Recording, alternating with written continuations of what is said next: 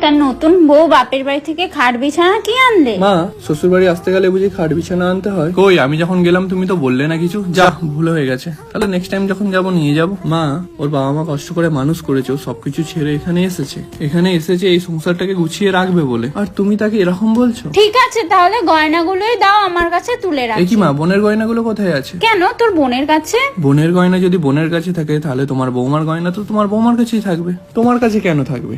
মা, গয়নাটা ফেরত দিয়ে দাও, ওর জন্য আমি লকার নিয়ে রেখেছি, লকারে রাখবে ও।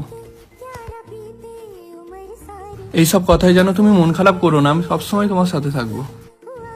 কি আমার ছেলে মেয়েরা এখনো খায়নি আর তুমি নিজের জন্য ভাত বাড়ছো? কি মা, তুমি এরকম কেন বলছো? ও তো কারোর মেয়ে, আমি ওকে বলে গিয়েছিলাম ও যেন তাড়াতাড়ি খেয়ে নেয়, ওর তো শরীরটা খারাপ। আসো, তুমি বসো, আমি তোমাকে নিজে হাতে বেড়ে খাইয়ে দিচ্ছি।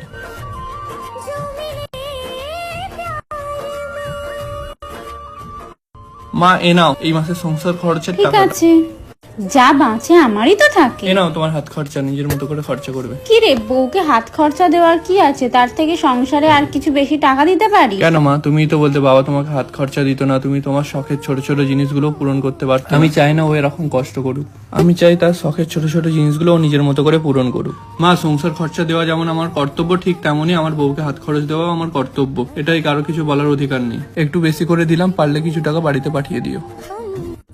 মা, এ নাও, এতে তোমার আর বোনের গিফটটা আছে। বাহ, খুব সুন্দর। ঠিক আছে, তোর বোনকে দিয়ে দেবো। কি গো, এ নাও তোমার গিফট।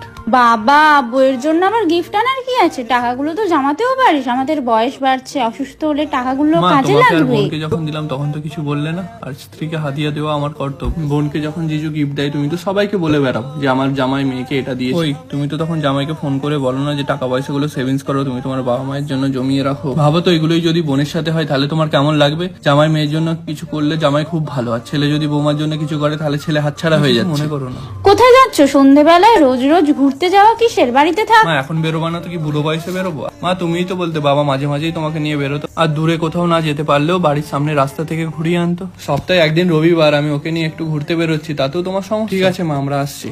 আলহামদুলিল্লাহ, আমি এইরকম একজন সাপোর্টিভ স্বামী পেয়েছি। সারা পৃথিবী তোমার বিপক্ষে গেলেও তোমার স্বামী